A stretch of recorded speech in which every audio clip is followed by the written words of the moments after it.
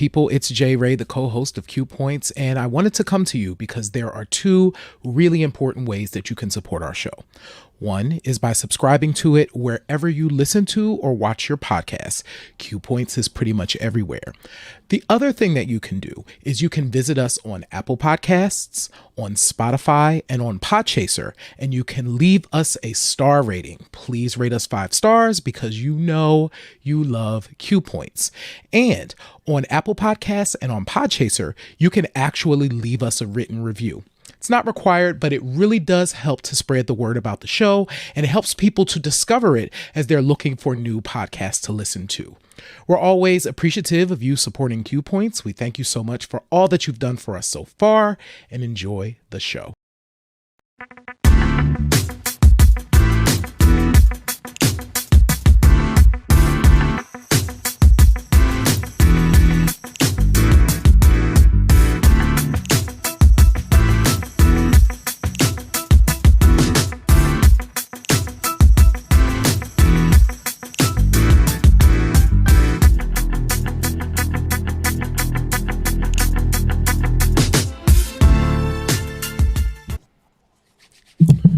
Yes, good evening and welcome back. I am DJ Sir Daniel. And my name is Jay Ray, sometimes known by my government as Johnny Ray Cornegay III. What's happening, good folks?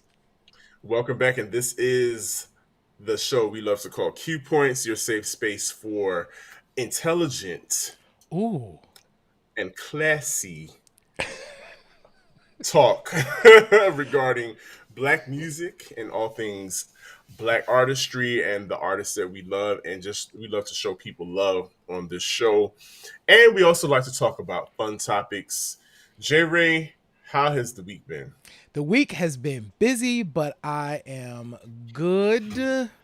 Yeah, that's it. That's all I got. I'm happy to be here. We're gonna talk about some fun stuff tonight, and it's a good time. How has your week been, Sir Daniel? It's been good. It's been busy. Yeah, child, I really needed a nap when I came home, but didn't have enough time to do that. But I got the energy because, like you said, this is going to be a great show topic. First of all, it's been a while since it's been just been you and me. I know, right? That's like super fun. This feels like old school Q points. You know what I'm saying? Yeah, So y'all get to just throwback see Q our points. faces. Throwback Q points. Let the folks know, y'all. Absolutely, absolutely. Hey, before we get started, I want to show some love, send some love and some positive energy to one of my favorite artists, Roxanne Shante. Absolutely. If you heard, her mother, Miss Peggy, passed away recently. Um, Miss Peggy, if you follow the career of Roxanne of Shantae, you know Miss Peggy is a very prominent figure in her life. Of course, she's her mother, but if you saw the movie Roxanne, and Miss Peggy was portrayed by the beautiful actress Nia Long, that was a very accurate and strong portrayal of what life was like for a lot of Black women in that era living in the projects. And if you were a single mother at that time raising children, the one scene that sticks out to me is the scene where the girls, Shantae and her sisters, waited outside on the park bench waiting for their father to show up. And Miss Peggy was like, you know what? I'm gonna let y'all go ahead and get dressed up and dolled up, but he ain't coming. And Mm. I told she was trying to teach them a hard lesson. Well, she didn't want to teach them a hard lesson, but they had to learn it anyway. But that was such a great and accurate portrayal of Miss Peggy, and I really feel for Shantae, and I just wanted to send her some love and let her know that, one of her number one fans was thinking about her and just praying for the best for her and her family. Absolutely. Absolutely. Shout out to Roxanne Shante and her family. I did hear about that last week. So yeah, that's awesome. Yeah. Well, J Ray, a lot has happened over the past week. A lot of you know, Black men in music and especially R&B have really been on the tip of everybody's lips these past few days, this past couple of weeks. And it's Mm-hmm. so funny because we're talking about Black men's imagery and clothing Mm-hmm. that hear in music Yeah, and the things that have been changing because now we're in hoochie daddy season. we are. We well, We are. okay. So I have a we'll get into this because I have questions about Hoochie Daddy season. I felt like it was hot. It was hot for like a week, and Uh-huh. all of the hubbub has like died down. So I'm wondering what it feels like. It feels like it was a hot Twitter thing, and now it's just like, nah, Mhm. we good. Yeah, I so you're right. I believe it was hot for a minute on Twitter as far as the memes are concerned. Hmm. You know, all your influencers were pulling out their shorts so they can make content. Hmm. And yes, that did happen. But it brought up, I think it has awakened a bigger conversation because I think it's like the perfect storm. Hmm. We have Hoochie Daddy season. We have this reemergence of dance music Yes. from two very prominent artists. One being one of the premier rap stars of the Hmm. past decade, and then also we have oh, well, I don't want to bring that up yet because it's going to be a question that I have for you, Okay. but it's real juicy and it has a lot to do with this whole what is what are black men supposed to look like and why Hmm. are we constantly policing what other brothers are wearing, Right. especially in the black community, as you know, and more so in hip hop music and fashion. And I thought it would be fun. Like you and I, we saw this one picture um, that kind of spanned decades of hip hop, almost Yes. 40 years of hip hop, and also the way we looked throughout the years. And I Yeah. thought it was just really interesting and it added to this conversation as well. I guess my first question to you, J Ray, then, like, how do you feel about hip hop coming out of the gate in its inception? Being an art form about freedom, Hmm. now all of a sudden is being policed and put into a box as far as how you express yourself and the way you look. Because hip hop at one point, like we said, in its inception, Hmm. was built on freedom of expression. Hmm. And here we are trying to douse people's freedom of expression within the culture. Um, it's interesting. You're absolutely right. The foundation of hip hop was the opportunity for um black and Latino folks to be able to express themselves in a fully homegrown, innovative way. Yes, and at the Mhm. same time, even in the earliest years, I think we saw some of that same policing, right? So Mhm. there were certain outfits that you could rock in the early years, right? Yeah. And we're going to talk about what some of those different looks were when we get into the conversation. But then there comes a point where it's like Run DMC comes along and it's like, oh, we can't look like that anymore. We have to look like this. And I remember watching a classic documentary. Of course, the name is escaping me, but um, I think it was Dougie Fresh that was on talking about like we can't look like the old school guys because they look soft. And this is in Mm. like 1985, and I'm like, Right. and I think we're always in this perpetual cycle, particularly with black men and the kind of the conversations that we have of as the culture moves, Mhm. the old heads push back and be like, y'all not being y'all not Oh, being masculine enough. yeah. And it just keeps happening over and over again. And then what'll happen is we're in this hoochie daddy cycle, right? And then we know like 2 years from now, it's gonna be like a regular thing. First of all, I've been wearing, you know this about me. I done had my shorts on. It ain't no big thing. It's like, child, they just above the knee. It's all right. I got thighs. It's all right. I don't expect you So to wear long ass shorts. listen, first of all, those aren't shorts; those are capri pants. They are Like there complete. was in the like in the early 2000s, like we were really bugging in the 2000s where we had on shorts that came down to our ankles. That looked ridiculous. But as far as I'm concerned, so like we grew up in the 70s and the early 80s and Mm-hmm. whatnot. So we saw our dads, our uncles, we saw Ecstasy from Houdini, we saw them with shorts up to their thighs. We saw the basketball players had shorts that crept all the way up to All the them, way up. all the way up to like right beneath the crease of their buttocks. So we grew up on that. So it's really not that big of a deal to us. Right. This is just a little bit of history repeating itself to us. Mm-hmm. But these young people, I think a lot of these young people, sorry, You guys, are old. You are old head, Sir Daniel. the OG. But yeah, I think people a lot of times I think people, it's a slow news day, one. And on Twitter, on the social medias, people just like to argue about anything. Mm-hmm. So, but hey, listen, I'm enjoying the moment. As hot as it is here in Georgia, listen, you look crazy if you have on some corduroy pants in this weather. You need to free them thighs. Free them. So one of the things that has, of course, come up this week in the R&B world, the verses between Mario and Omarion happened last week.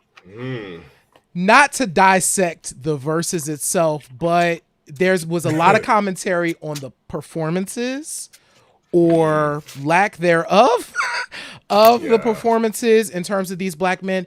And then juxtaposing that to just today, Usher's Tiny Desk, which is brilliant. Yes. And you actually found, what is the tweet that you found? So Sean Stockman, beloved Sean Stockman, member of beloved R&B group, OG group, Boys to Men, and my frat brother. That too, and your frat. He posted a tweet earlier this week, and it says that R&B has lost their identity because it felt like it had to compete with the bravado of the hip hop world, because labels stopped supporting the perception of a well-dressed black man. They started more supporting the idea of a thug. Because labels stopped supporting the perception of black men being more than displaying a thug image. So here again, where is this a politics of, some people want to say this is respectability politics. Some people want to say this is, just young people ain't gonna do right. How do you feel about that statement by your frat? I feel like that statement is accurate, actually. So but it's layered. So I do think that, just like with anything that had to do with anything that has to do with the music industry, that the industry decides what images to kind of push, and you will give us a lot of that. But I do think that the audience responded to R&B artists getting a little edgier and a little harder. I think Jodeci was our first, and it's funny that Sean Stockman would make this, because Jodeci and Boyz II Men emerged at the exact same time. And Jodeci was kind of like the anti Boyz II Men in a lot of ways, right? You know what I'm saying? And so women responded to that. You know what I'm saying? Women responded to that. And I think so much of what my dad used to say, this thing when I was a kid, that if the women like it, the dudes are going to do it. Yes, absolutely. So I think it's a little bit of the music industry deciding what they were going to push, but I also think it was the audiences, particularly the women who were buying these records, responding to it. If they said, I'm not going for this whole image, this whole look, this whole thing, we wouldn't be having this conversation. They would have flipped the script. Yes, I agree. And I also would say that there was a shift. Shout out to the They Reminisce Over You crew checking in. Here last week. Our Canadian cousins in the building. there was a definite shift. It's funny that we're talking about this, and R. Kelly just finally got his sentencing of 30 years. He was Yes, he, Lord. he was part of that shift. He was part of that shift. He was part of that. Then fast forward a decade later, then you had the who was that, Jagged Edge. Yep. You still had them coming out, and they portrayed. Now they did both. Mm-hmm. They were suited and booted, but then they would give you a leather vest with no shirt underneath moment, Mm-hmm. and their pants sagging moment. So me personally, I think with everything there's a lack of balance. I think there's, we're always on the extreme of something. Everything, we do something and then it goes to the extreme, and then next thing you know, it burns out and people are like, okay, what's next? We're done with this. They get tired of it. So I do. One of the things, if there's one thing that I think has gotten lost, so it's not just the imaging pieces, because I do think that is part of it. I do think diversity of voices, and when I say diversity of voices, I mean sound and timbre of voices have gotten lost. Notes, the ability to be able to do certain things. We, at this point, I think we've talked about this before, there is no Teddy Pendergrass on popular R&B radio. There's no Teddy Pendergrass sound, right? That kind of very, that particular sounding voice. We don't get a lot of that. So I think that's gotten lost in this. And I also think back to your point of balance, like this idea of sensuality, everything seems very sexual all the time. I do think Tank and some other, even though he's got a bunch of sexual songs, I do think there are some R&B artists that have toed the line, but I do think I want to hear more songs like the songs that Babyface wrote on regular R&B radio. I hear them on classic R&B radio, but I don't hear it if I turn to my contemporary R&B hip hop station. I don't necessarily hear that type of stuff. Those diversity of voices and the types of things that people are singing about. I think that's gotten lost too. Yeah. So you're absolutely right. And I think, like, what are the young ladies going to dance to at prom? Nobody has a Cry For You, or I think it was DJ Artistic. He tweeted earlier this week. He was like, you can't even, sometimes it's hit or miss if you throw on Jodeci's Come and Talk to Me. Oh my God, it's great. That used to be a thing, that everybody would sing along to. Now it's hit or miss. The audiences, they're getting younger and they're not responding to that kind of sentiment and that kind of beat anymore. So they're responding, like you said, to whatever's pushed out there the most, and that's what they're receptive to. And so I don't know. We're constantly evolving here. We're trying to evolve, and we do see that a lot of the ways that we grew up with are fading away.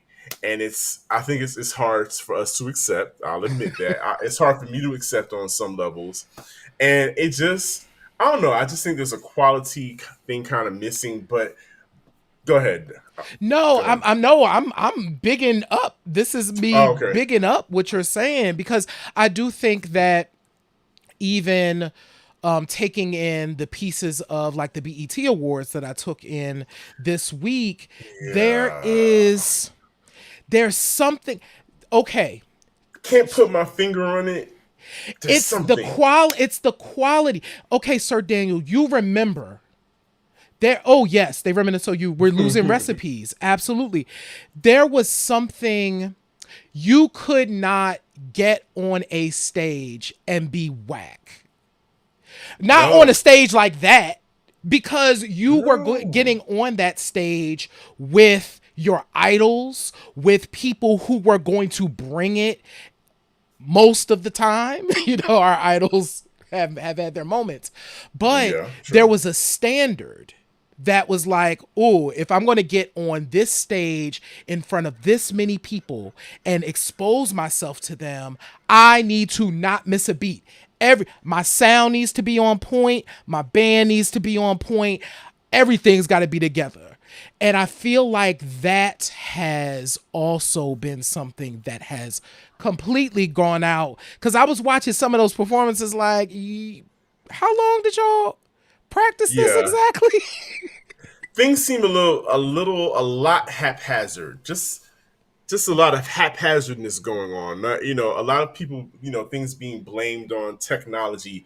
And yes, stuff happens It in does. the technology. It happens. That's true. But I don't know. There is a basic, like you said, you weren't getting on that stage until, let's not even talk about the people that performed at BET. Mm-mm. Let's reframe this with Usher and his Tiny Desk performance, like you were saying. This is somebody who was able to take songs that are 20 plus years old, restructure them, add some flavor. You could tell he put a lot of time into the practice and the rehearsal of what he's going to perform. There was no, even, Usher has shown time and time again that he is a consummate performer. Usher is in our age group. So there's no excuse. It can be done. Let me say this. It can be done. You can have some perfection in your craft and your live performances. It can be done. And it can be done with a very minimal band, and you can dress however you can be dressed up to, with your neck completely covered up, or you can be dressed in a t-shirt and some short shorts. As long as that voice is giving what it's supposed to give, and that performance is emoting and it's making us feel something, it's evoking emotions and nostalgia in us, you're A1. You're good. You're golden. Absolutely. And shout out to our brother Mike Bryant. What up, Yes. Mike? I judge an artist by the way they play live as well. And that's a very broad conversation for Mm-hmm. me, cuz I love so many artists that don't have that, or might be singers but they're not great singers, or they but they get what they do and they do that thing really well, and I'm like, okay, more of that please. You take some pride in the thing that you do. And so I think in all of this, as we're kind of in this new moment, I do think it is important that we try and get these recipes right, because I think that is it. Like, as I don't know, we have to make sure that the folks coming up understand how important it is to be really professional when you hop on stage. Yeah. Yeah. I like that. What does it mean to be a professional performer? Mm-hmm. And I get it. Some people think, oh, that was the old way of doing things, and like you said earlier, the young bulls are always going to want to buck against the older bulls, and that's going to happen. There's a place for that. I mean, there Yeah. we honestly, we that's what hip hop was at the beginning, right? You know what I'm saying? Like, Hmm. there was a point in time where rappers couldn't even be on the stages that they're on now. They were not allowed to be up there, That's right? right. So, Because of that appearance, because yep. they looked threatening. Hmm. The posturing, the stances, the way they walked was a threat to some people. I do you remember like episodes where of these award shows where you had rap categories announced, and you would have like Public Enemy come out on stage with a Kumo D, Hmm. and Kumo D would be suited and booted in Yep. a tuxedo Yep. and his pillbox hat, Yep. and Chuck D and Flavor Flav are, Yep. yeah, boy, Yep. the way that you look and expect Chuck D and Flavor Flav to look, and there was always that juxtaposition. However, they were able to exist in the same space, and nobody said anything about it. There was always this policing. Mike, I'm very glad you brought that up. It just reminds me of, again, with regards to policing black men and their appearances. I have to admit, when 3 6 Mafia won their Oscar Hmm. and they hopped up on the stage to win their Hmm. awards, I was kind of like, there was a little bit of cringe Hmm. for me. I felt a little cringe, and it was because of the way, I was like, y'all, please don't get up there and, We felt like, and oh, just black folks, like, please, rappers, don't get up there and like and scare the white misrepresent people. us. Don't. Yeah. And then, part of my hood, I lost some hood pass points for that because of, I guess those were my respectability fears coming out. But that moment, rappers winning Oscars, that moment sticks out to me for that particular reason. And while we're still talking about rappers, and I know we said this, we called the show "Who You Calling a Hoochie Daddy," and we're talking about the evolution of the way black men are perceived and how they look and how they present themselves in the art and the culture. This week, I don't know if you watched a show called Pink Valley, Oh, P but this Valley? No, I week, haven't. I have never P seen the Valley, show. P I've never Valley. seen the show, but I've heard about what's happening on the show. Yes. Okay, so this week, and I don't have Showtime either. There's too many other platforms. They all taking my money. I can't, but I don't have Showtime. But I have seen plenty of the posts, and this week's episode has really ruffled some feathers because of a sex scene between two masculine presenting men, black men on this show, and a lot of people, a lot of your, Chitlin Circuit comedians are talking about how they don't want to see that. They're not, because they're not used to it, but they're able to digest two women on the screen. But somebody brought up a great point, was that this was probably jarring to them because these two black men were masculine presenting. One is portraying a rapper on the show, and portrays that thug, that gangster thug image on the screen, and he's a rapper and all that, but he's carrying on this relationship with another man, behind closed doors. And so it just completely it ruffled a lot of feathers. And it just made me think about how we, again, are making these assumptions and making these judgments based on what you think somebody is supposed to look like.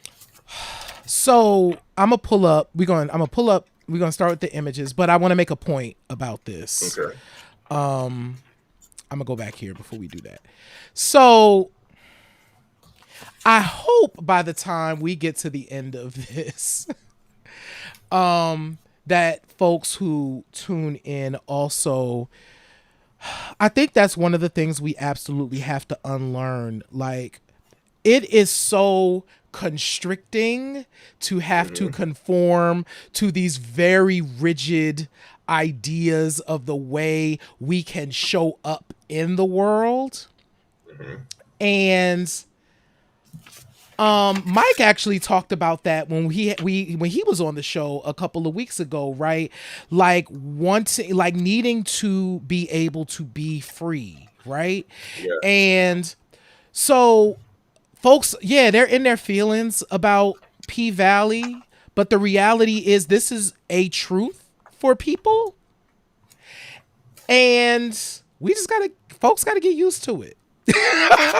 I think that's one of the things Patrick Ian Polk said, like, watch or don't, but you need to get into it. You need to get into it because it's going to be happening more. And we just need to live in that space. And I think when we go through these, because I think we're going to, let's start, because I think we're this is a good place. So, because this first image, Yes. I need to give some background, by the way, on this illustration before we go too far into this. I'm pulling this up because one of the things, Sir Daniel, I didn't want us to do was like, let's talk about this graphic. But apparently this graphic was part of a campaign for a company called K1X. And they were doing a series of, this was for some t-shirts. So they're like a sportswear company. And so they had an artist, I couldn't find the artist that did it, but they had an artist kind of do this graphic. So that's where the foundation is. But Got it. so when we take a look at this particular era, And really, the era that we're talking about, for those that can't see this, there is a an individual, a caricature of a black man on the screen. They have a syringe in their hand, which is kind of representing like the heroin era. Era. But they're wearing like their star boots, you know what I'm saying? And like their leather and you know all of that. This was a very real when I remember hip hop, even though Rapper's Delight didn't look like this, but as I remember hip hop ascending to its popular era, this is the first Yeah. era of hip hop I remember. Because those participants were fans of George Clinton. Mm-hmm. And so their look was based on a lot of the P Funk All Stars look. So they were leather clad, tight leather, tight spandex, the boots, the feathers. You know, African Bambaataa was known to come out in complete Indian headdress. Yes, some of them look like characters of the village people, but all of those things were part of the times that they were living in, and so they were reflecting what they grew up on and what they perceived as dope and as fly, because George Clinton was the dopest. George Clinton was fly to them, so they wanted to portray that, and so that was why hip hop looked like that in the very first iterations of hip hop. Mm-hmm. And then, you know, a lot of the especially with the break dancers and the battling on the streets, a lot of the kids that wanted to participate in hip hop couldn't afford to dress like that. So then they went on to a more streetwear look, which is probably the next picture that you're gonna Mm-hmm. pull up. Yeah, this is your LL Cool J. This is 1984, 85. You know, you Yeah. have Run DMC is now on the scene. LL is on his way. And in fact, LL is written on this jacket.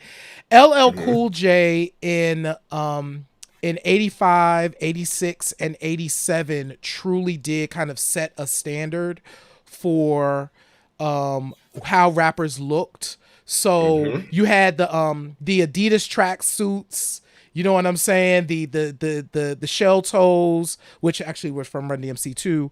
But you know, the Kangol, absolutely. And this bravado. Like I think this is the era because I think moving out of kind of that first iteration, you know, the message is really one of the earliest songs where the kind of MC is like truly the star. Like there's a solo MC who's like the star of this song. Whereas before you had Yes. groups where there was like a lot of rappers, Mm-hmm. or the DJ was always the person that people was supposed to be focused on, and then the rappers were kind of doing a thing. But but there was always like a group thing. So you had, you know, the Treacherous Three or like the Funky Four plus one more. But then even though Grandmaster Flash and the Furious Five was a group, Melly Mel was really the person that was doing the message and kind of set a standard. So LL Yes. became like a breakout solo rap star where he was out front. And so he kind of drove everything and folks wanted to look like LL.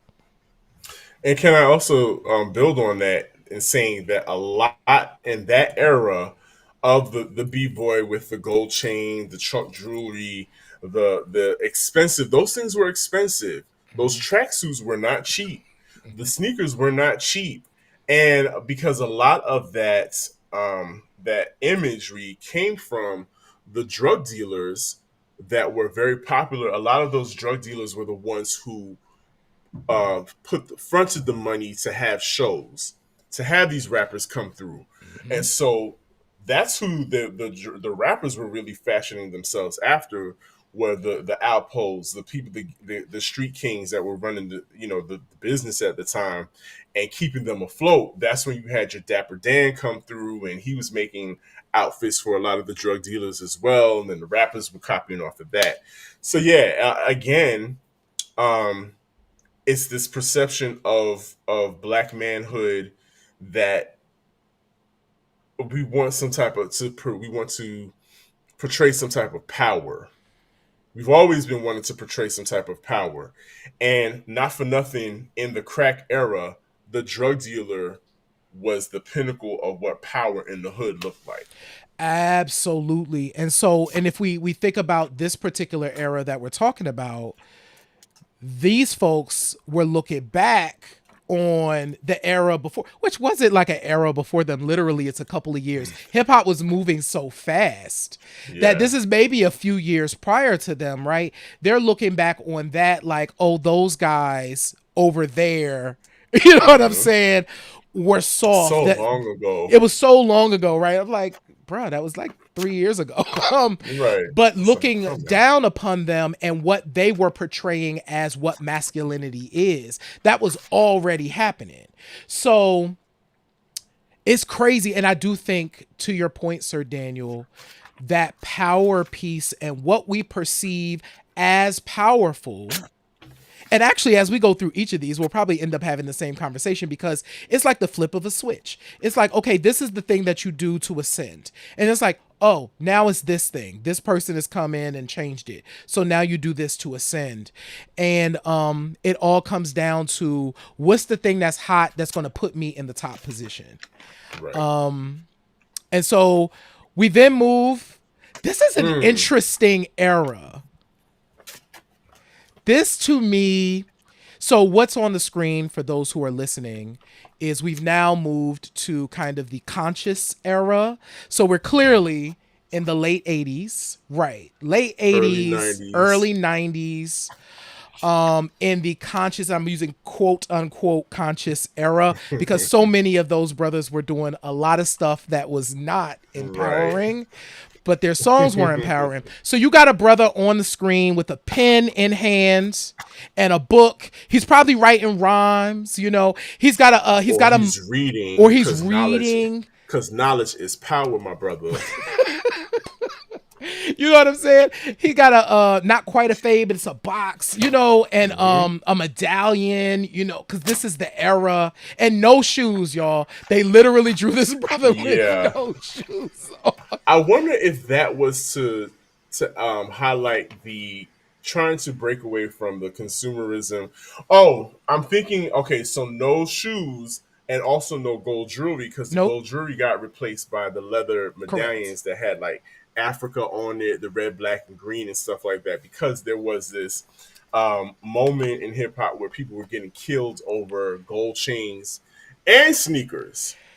That that's the key. You are absolutely on it. Cause that's I'm like, oh, we had then, because by then the crack era was it was out of here by Out of then. control. Yeah. And Yeah, for sure. so once again, we're at this point where brothers are thinking survival, but also it became lucrative to portray this kind of image. So for a period of time, you know, the native tongues are emerging. You Hmm. have, of course, PE is becoming, they're becoming superstars at this point. And it is becoming fashionable to talk about black power, which is different than the eras before. But once again, it's about, you know, positioning. It's one of them things that happen. It's one of my That's one of my favorite eras of hip hop, I got to be honest. It's just one, I think I was just coming of age. It was when I fell in Yeah, love with hip hop, but also I do think there was a lot of variety. absolutely. It was a lot of variety, and I think also when you bring up the whole the image was being a lot more making a lot of us more palatable and acceptable in your homes. Guess where you saw the most of those images every Thursday night on NBC? Who was piping that image in? We The saw those Cosby Show images on the Cosby Show and A and Different different World worlds.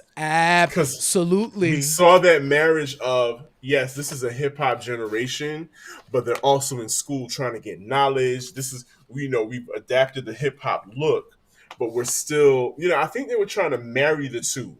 And then again, I know that respectability politics, and I say that with quotes because that comes up as well because of what we know about Bill Cosby and his attitudes towards Right. the hip hop generation and the way we were dressing and everything. So it's so interesting. All of the things were working together and kind of against each other at the same time. I'm curious to know for the folks that are watching what are the eras that come up to you as kind of like eras that you sit in that Hmm. we've gone through so far. I do think I like this era as well because I do think there was a I feel like there was a balance in what brothers were able to do at that point. Hmm. Visually, I think we're in a time where that's the most free, which is cool. But I do think this was kind of the starting point for that, where I do think to it was okay to not do too much. It was okay to not have the big rope chain and have, and do all of these other things that were considered masculine. You could also be viewed as masculine and not do that. So, okay. So that's funny. This graphic don't technically have the shiny suit era, but we're going to end up talking about it in the conversation, Yeah. Trey. So that's a funny one. So, next up, oh, wow. Yeah. Oh yeah, we almost forgot about this era, the bang bang shoot 'em up, because Man. this was funny because this era was two-sided, right? Mm-hmm. You have, so on this graphic, what is portrayed here is the, you know, Timberlands, Mm-hmm. oversized jeans, the camouflage jacket with the hoodie, the 40-ounce bottle with the gun, the spliff hanging from the lip, and the Scully on top. That imagery, because I call that there was like I call it the Onyx era, It but no, is. because everybody was trying to be grimy and gangster, and then but at the same time there was kind of the backpacker era was was coinciding at the same time, and Yep. the backpackers they were grimy also. However, they were trying to be intelligent with it. Right. So I actually think what's interesting about this era is I think there's some errors in between this graphic and the next one that we can end up talking about, because what you're describing is, yeah, I think out of this moment where things got really dark, because they have the New York image displayed here, but there was a LA version of this image and Absolutely, a Bay absolutely. Area version of this exact same thing that was kind of happening at this time. We're talking, the early to mid 90s era where everything got really dark for hip hop. Hmm. And we've talked about this often, and Sir Daniel, what I'm realizing is we often talk about it as when the women had to like dress up and then all of a sudden they had to get hard again. I Yep. realized that men had to do that too. And I never thought about it like that, because in 91, Kwame and a Father MC and a Heavy D could do Mm. all of these very specific things that weren't necessarily hard like the guys before, but they also had to, like, yo, we got to do Flip a the posse script record and do a hard joint to let people know. that I'm about this business. Remember when Heavy D dropped "You Can't See What I Can See"? Uh-huh. You can, The you know imagery, what the imagery was him in the alleyway. The Scully, the leather jacket, the hoodies, and he's growling in the "Here I go, here we go." Mm-hmm.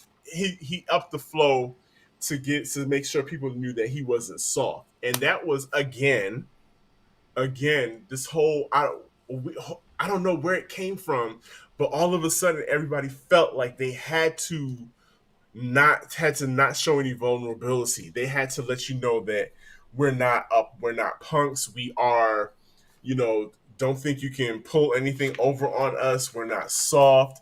I'm still part of the hood. Because people were starting to make money, but also we were putting that pressure on each other to portray this. And I'm like, Yes. well, where did it come from? Where did the feeling of I have to show you that I am of the streets and I can blast you away, because there was a lot of gun talk as well. Mm-hmm. It's like, where did it come from? I don't know. I can't recall any outside pressure of us having to change these images. I'm just, I just cannot think of the where that came from, where we had to harden the glamorized and clean cut look that we had. Yeah. Or and the because once again, earlier on we were talking about there was a variety of things that you could do and be. I think in the Yeah. era right before this, and I'm Yep. wondering, and I don't know the answer to this because I wasn't in the music industry at this particular point, but I do wonder if this is a result. There's always been the rumors of the infamous meeting that happened that was flipping the switch on what hip hop could be, and Oh it was yeah. involving the prison industrial complex and all this, Yes. and I'm wondering if there was some of that crept in that said, here is where things are moving heavy. You can't see what I can see.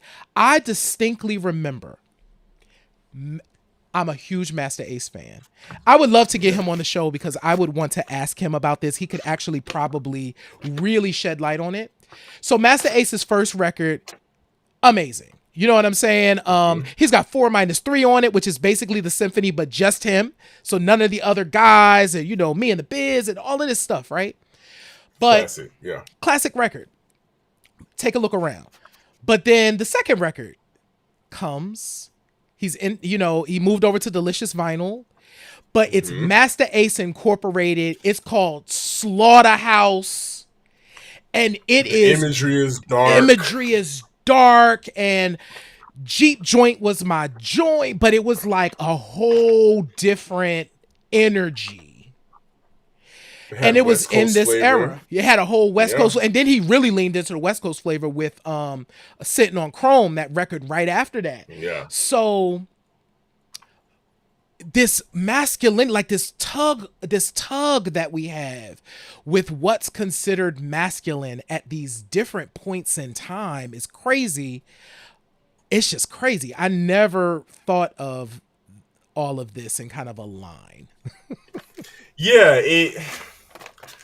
I don't know when we. It's funny how a lighthearted, Twitter moment, meme moment of Hoochie Daddy season is really a callback to this storyline of what black male masculinity, because black male masculinity and imagery is linked to what kind of clothing we wear, and how a lot of that was powered or pressured through the music, especially hip hop music. Was there an Illuminati meeting, that said, hey, you guys are getting too conscious, you guys are becoming free and talking all this blackness. Why don't you relax and have your champagne, your what was it, your Cristal, Cristal, a little and cocaine, a little coke, and party all night and take that, you white know, women walking in. all of that, where and come to your all white parties, and it's so funny that because that was the rise of course, Diddy, for all This is intents and let's go. This purposes. is the perfect place to talk about the Let's do shiny suit era, which we don't have a graphic for. a shiny suit. However, Um, no, go ahead. I was oh, no, no, no, no, no. I gonna- was just saying, we don't have a shiny suit era. Like, because right now, okay, so the era next to this is actually after the shiny suit era. So this is kind of Yeah. post shiny suit. So we're going to come back to this. But I do think we need That's to more spend. crunk era. Right. So, yeah, Crunk. And we've now moved to the South. So I do think we need to talk about a couple of things there. But the shiny suit era and coming out of, to your point, the backpacker era, which was one of my the backpacker era produced so many dope records. For sure. You got all of your classic joints. I mean, Common's classics, De La had classics, Most Black Def's classic, Moon. Black Moon, all of the classics came out of there. And then Diddy hope- showed up. and smoothed it out, had people dancing. It was just kind of funny because that's what's happening now. Diddy came through. Diddy brought all the disco samples. Put women whispering on the records to give it that sexy sound. getting chicks to breathe on Take that. remixes Take that. and showing flossing on the beach, with no shirt on, your shorts, and pouring champagne over people. And so it was like he completely took that off. He's like, hey, there's a whole world outside of what you guys are experiencing, which is not a bad thing to to expose a generation to new things, to new kinds of alcohol, well, to new kinds of ways of having fun, and commerce. Mhm. And his whole thing was he wanted us to be able to go into those boardrooms and to start commanding money. And so he figured, hey, if I'm going to be in these boardrooms, I got to put on this suit. I want y'all to see the suit is, really dope, and you can look suited and booted too, and get your money. Mm. Yeah, I agree. I agree that I don't, on its surface, I don't. It's just an evolution. You know what I'm Yeah, saying? Like, I think it was that time also produced a lot of fun music. I mean, we got artists out of that era. We wouldn't have Missy Elliott if it wasn't for the shiny suit era. We wouldn't have totally, Biggie if it wasn't for the shiny suit era. You know what I'm saying? totally. And if it wasn't for that era, a lot of these rappers that have evolved and grown up these 25 plus years, now have music that stands the test of time, that they're able to perform for, these huge audiences now, and they're still able to tour. This is what, the Rolling Stones are able to do Mm-hmm. 60 years later. This is what hip hop is trying to do, and that shiny suit music era is allowing them to do that. Yeah. Oh, thank you for bringing that. You are absolutely right. And also, this is interesting because the shiny suit era, and quite frankly, when we get to Kronk, I think it has some of those elements. But the shiny suit era, we were still calling back to our parents, right? So we could Mm-hmm. put on a More Money, More Problems because it was like, oh, that's the Dinah Ross joint. You know what I'm saying? Like, I know Mm-hmm. that song. Yep. That MC Light remix got, you know what I'm saying? Upside Down on it. I know Yeah. that song. We were still calling back to the era prior, and that mattered. It absolutely did. And yeah, it showed that we had business sense Mm-hmm. because, instead of just being on stage, people were like, I need to be in the boardroom as well. And if I got to look the part in order to be in the boardroom, that's what I'm going to do. Mm. But again, it's perceived power because now Perceived, right? we're taking away, we're not gazing at Alpo and Supreme and those guys anymore. We're looking at Bill Gates. What is Bill Gates doing? What's he doing? Right. What is if God forgive me for saying his name? What Donald Trump? Because Trump ended up in a lot of people's rhymes He in those did. early He days did. because of his perceived Mm-hmm. image of money and power. Mm-hmm. And so we were starting to take our gaze away from that and kind of set it towards, oh, well, look at these people that are really making the real money. And so again, it's almost like we had an identity crisis. Hip hop went through several changes of finding its identity, and this next era was just, let me just say this: the mid 2000s, that was a dark era as far as fashion is concerned because we were looking crazy. We got these long ass t-shirts on. It was weird, y'all. This was a weird time. I, as a big and tall person, could not find any clothing because all of these normal size little, well, not normal, these smaller to medium sized people were shopping in big and tall, buying up all of the extra long tees, buying up all the baggy clothes, buying up the throwbacks, the basketball jerseys. Um, the sisters, we haven't even talked about what women were wearing, but it was just a lot of choices were made. A Wait, lot that's of a thing. choices were A lot made. of choices were a lot of choices were made. This is our transitional point to where we are today. And you know, those brothers were not for nothing, just started making crazy money. So the South took over. Like The South really took over. literally the South just kind of took over. So all the eras up until this point were pretty much LA and were New York and LA. Now, the South child Andre got on that stage and said it. The South has something to say and said it. And ushered in this, yeah, we ended up with the long white tees, and it was crazy. The music I felt like it rapidly changed. We started dancing again because there was a moment where we stopped dancing and then we started dancing again. Yeah, we started dancing, and I will tell you, so this I think is the first era where I was out of touch. Like I just stopped knowing who everybody was. Like Really? yeah, like cuz I couldn't keep up. Like it was just like, who is this new, where are they from? Who are they? Because you know, you had a view of what hip hop was, but prior to the mid 2000s, it was hard to like, I'm like, I don't know who this person is. So there are joints now that can come on from that era, and I might remember it, but I might not, because I was like almost 30 years old and still Yeah. listening to what came out a decade before. Yeah, I think the only reason my recollection might be a little bit stronger is because I was in You were radio in and it. I was in the moment. So it was Yes. like I was hearing that stuff repetitively. If it was 6 o'clock, and Greg Street was about to rock, you know you was going to hear what's the A Bay song? Mm-hmm. You know, people like that. Your little flips. I think this is when the little start to come out. Your little flips and your Ludacris, of course, was running things, and Mm-hmm. then throw some D's on though. All of those people that were making those regional hits that became huge hits.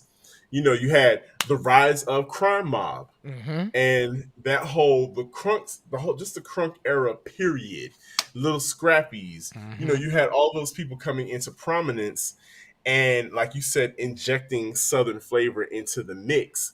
So now we're going through a whole nother identity crisis of what it means to look a certain way. And then you had the great migration to Atlanta. Yep.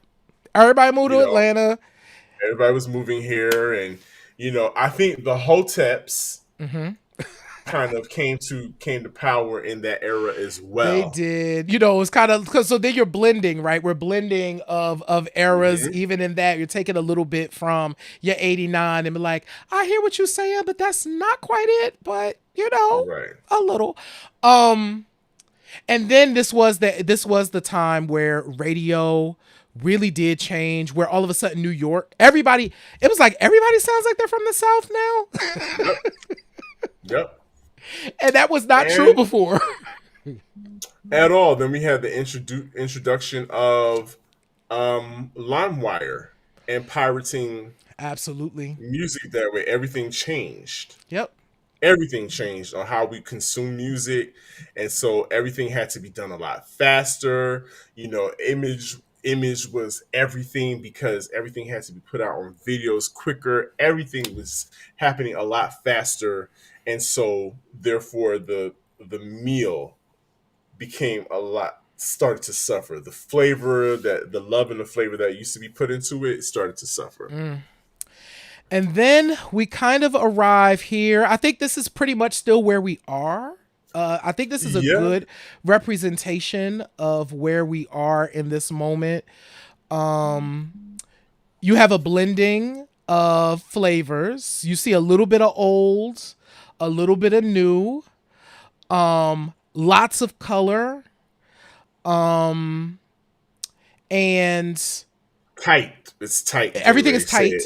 Everything is Everything is tight. tight. Um, and I find that interesting. I find that interesting, but I do think from a masculinity standpoint, I do Hmm. think there's a little more freedom in how people can choose to show up if they choose to show up that way. They probably are going to hear from Boosie, but they can show up how they want to show up. And it's so crazy. So we're in this era where they were pushing the envelope, which is what hip hop was supposed to do, was push the envelope. Then you had them putting on, this our whole argument. I think the whole what's that young man's name that's in prison now? From Young Atlanta, Thug. Young Young Thug, yeah, Thug. uh-huh. So when Young Thug appeared on his album wearing a whole Mm-hmm. couture gown, that just completely, a lot of people had meltdowns over that. I wasn't on Twitter for watching it back then, but I can imagine people were like the Ooh, it was. equivalent of falling out.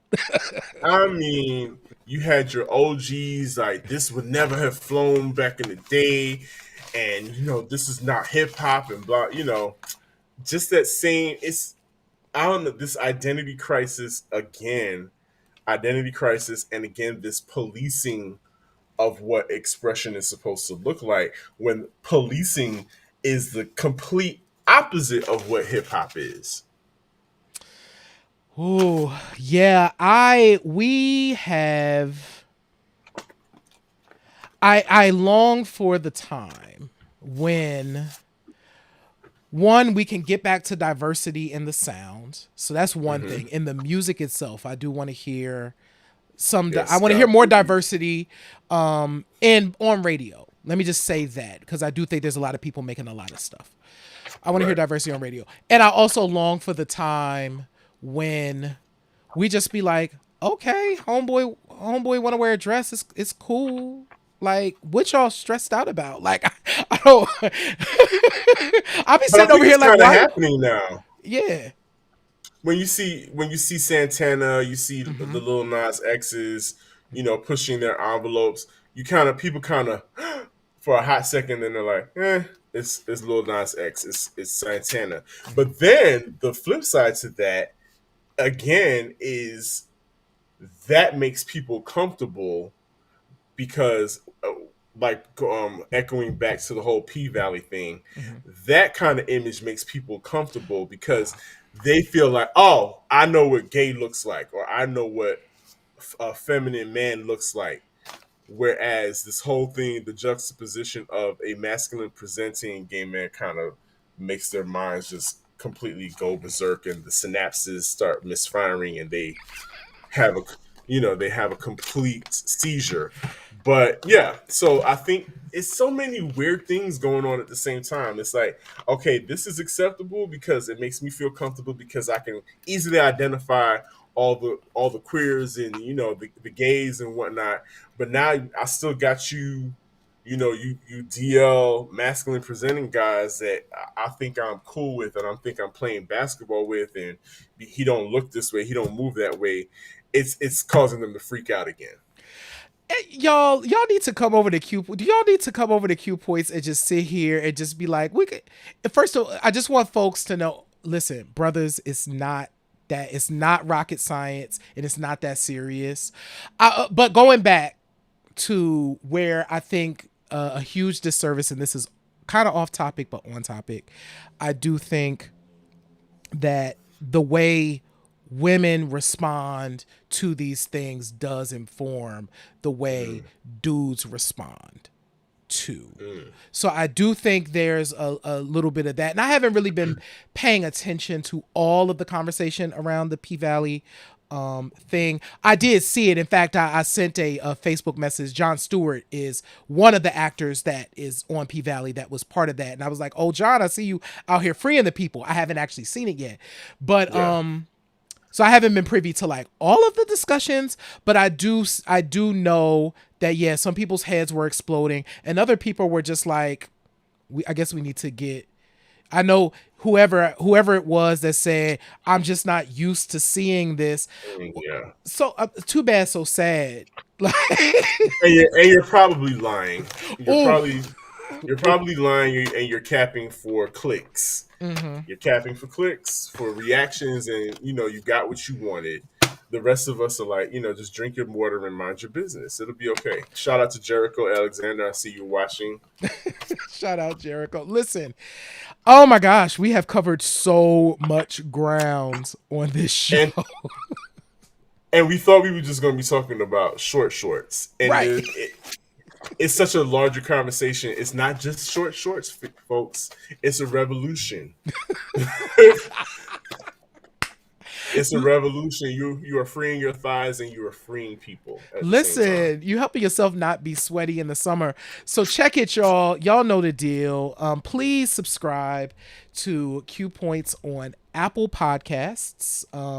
The link is in the chat. And also leave us a star rating and a review. We'd really appreciate it. Make sure that you go on over to Podchaser. Also leave us a star rating and a review. You might be like, oh my God, I don't want to join another thing. But here's the thing.